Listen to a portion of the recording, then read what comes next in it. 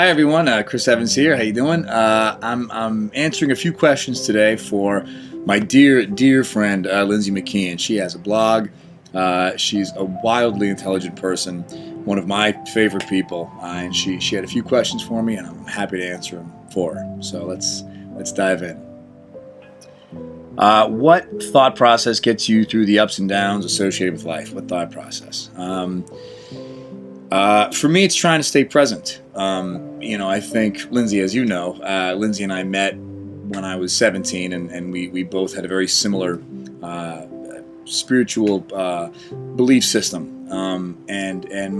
Mine was a little more rooted in a little bit more of a noisy brain. I had certain beliefs and desires, and I wanted to be a certain type of person, but a lot of my thoughts were kind of I guess rooted in the ego, and when I say the ego, I don't necessarily mean arrogance. I just mean the part of your brain that says I. It's the thinker, and that part of your brain is very self-serving, and it's very it lives in a world of comparisons and time, and none of these things are helpful.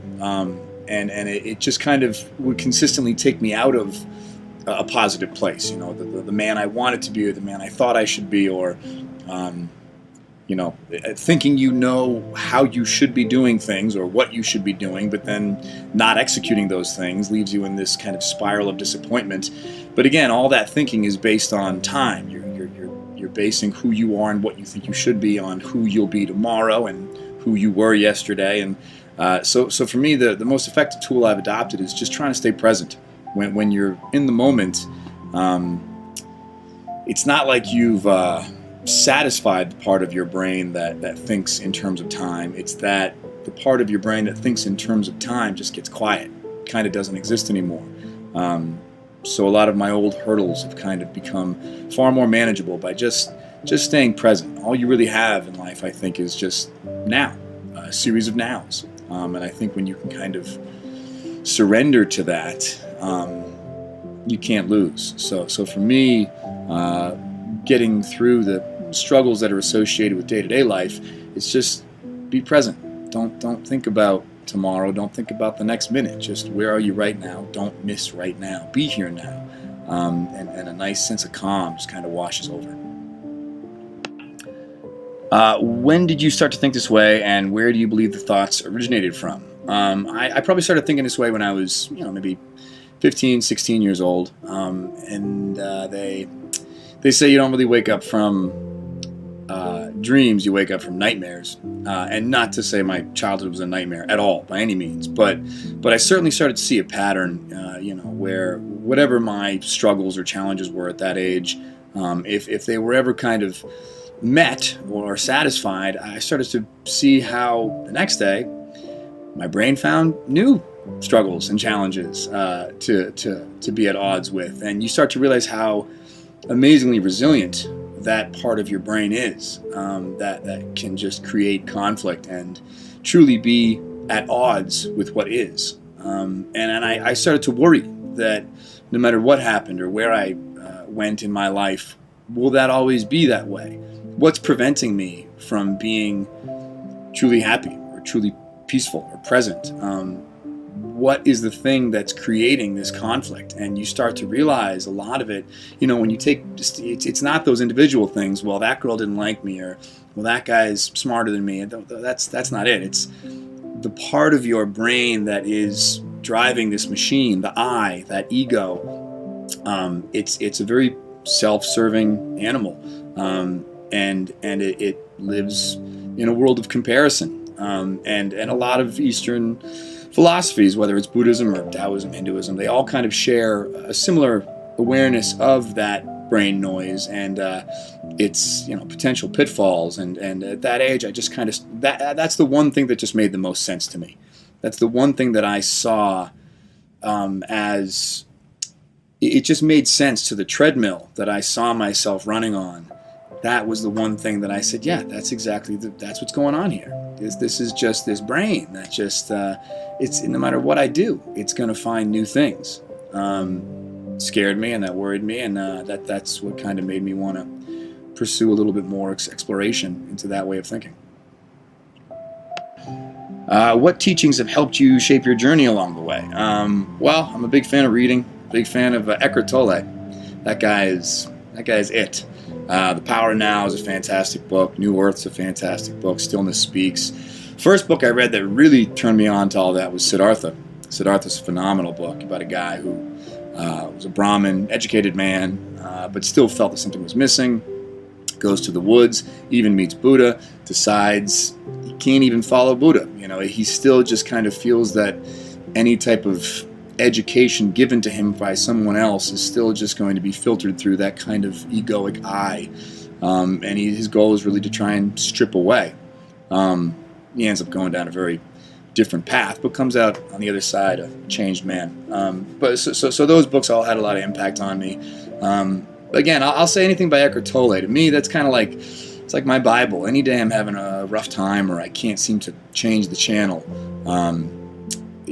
I can pick up any one of his books and just read any chapter, and it just resonates. And it's a nice feeling to know that you're not the only one thinking this way or going through these struggles or hurdles, and it just kind of exercises that muscle and works out that part of the brain really well. What do you do or practice in order to continue your growth?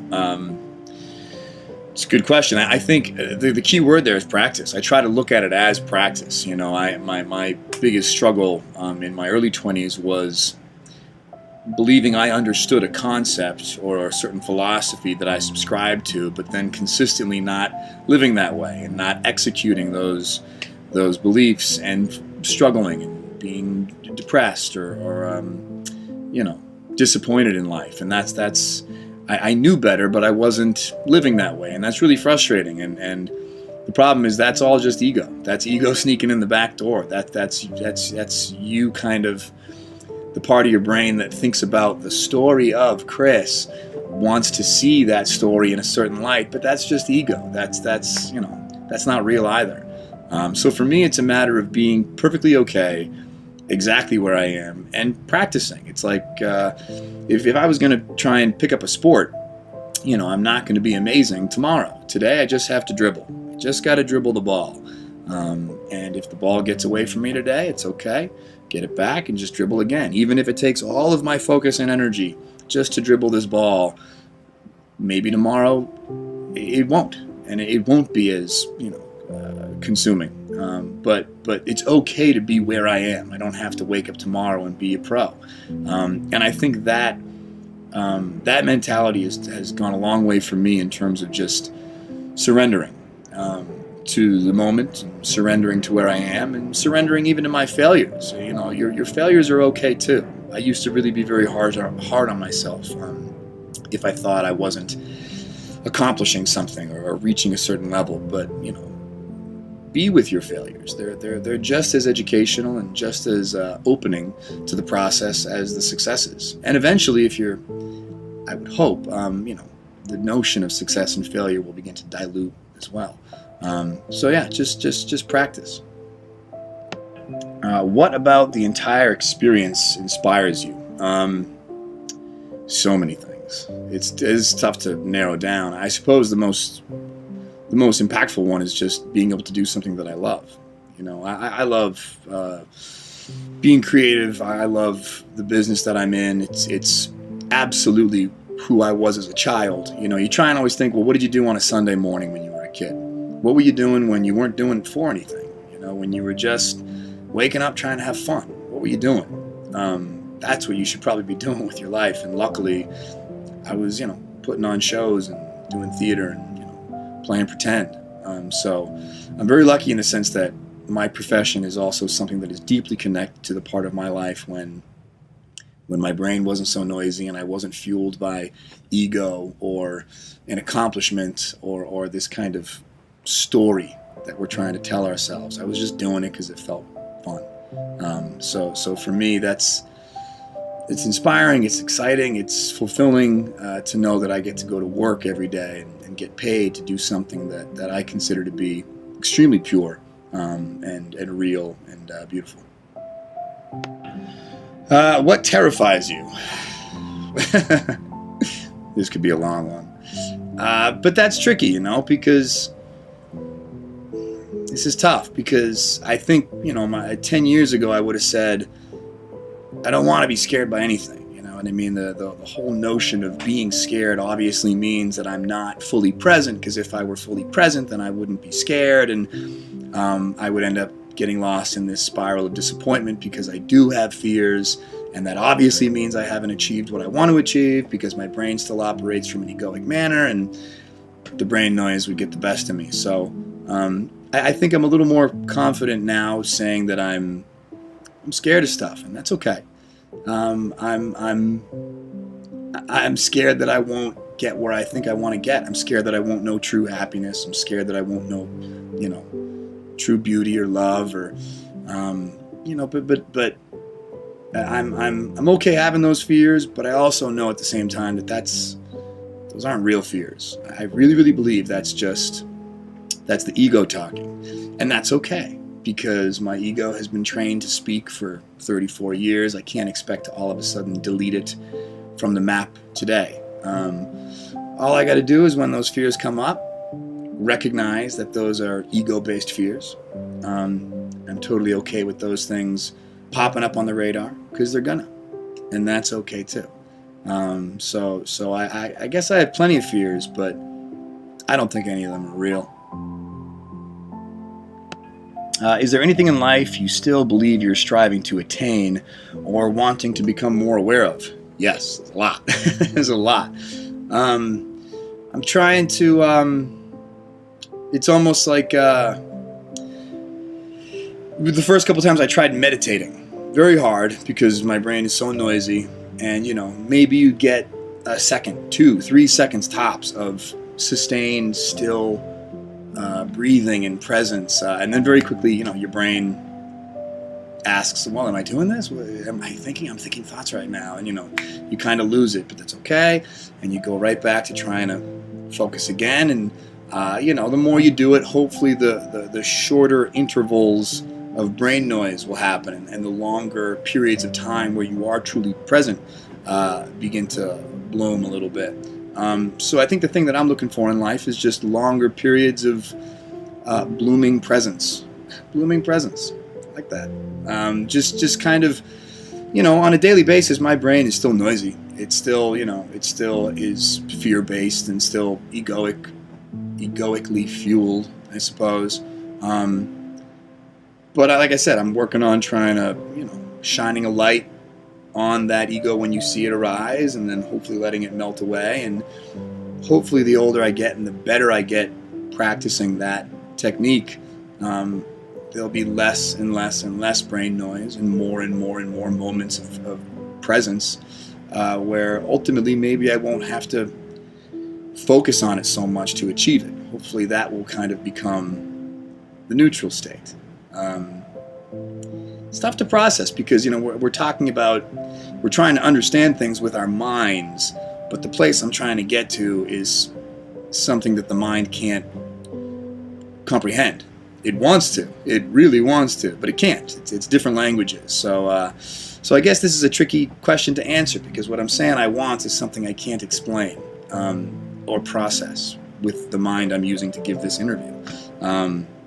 But I felt pieces of it, and I know it's good, and I'm chasing it, and it's worth it. So whatever that is, I guess I'm working to kind of have longer moments of that.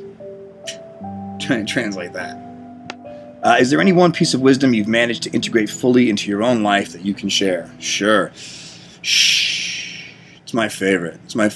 I did a little with Lindsay, actually. I went to India. We did this retreat a few years back, and one of the guys, our guru on the trip, is a man named Nand. Brilliant man. And he would, lecture every day, and there were just so many times where I had questions, and I would just raise my hand, and he kind of just kept telling me to shh, and it was so frustrating because I felt I had good questions, and if you just give me an answer, I'll be quiet. And he kept telling me to be quiet, and it really bothered me, and it made me doubt. But it was a very effective tool, because the truth is, the part of my brain that needed that answer, that wanted that answer, is the part of the brain that I don't need. It's kind of this. I needed it to get me to India. There's a great quote I read. You need the boat to cross the river, but once you cross the river, you don't need the boat. So I needed my confusion and my ego and my struggle to wake me up to the fact that I don't need it. And I think the part of my brain that wanted all those answers in India was the part of my brain that he was telling me just to be quiet with. Just be quiet. Shh. Just be present. And if you really be quiet, like I said, it's not like the part of your brain that wants the questions gets an answer. It's that the part of your brain that wants the question just kind of dissipates. There's no more need for an answer because there was really no need for a question. So for me, it's just, very noisy brain.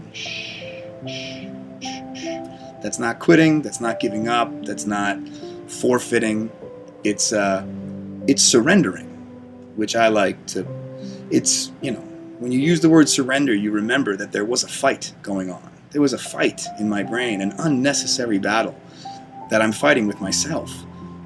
So just kind of surrender a little bit, and you'll have a flash of something real nice, and then your brain will quickly try and understand it, and it'll never be able to, and it'll be this horrible cycle. But you'll feel it, and you'll want it again.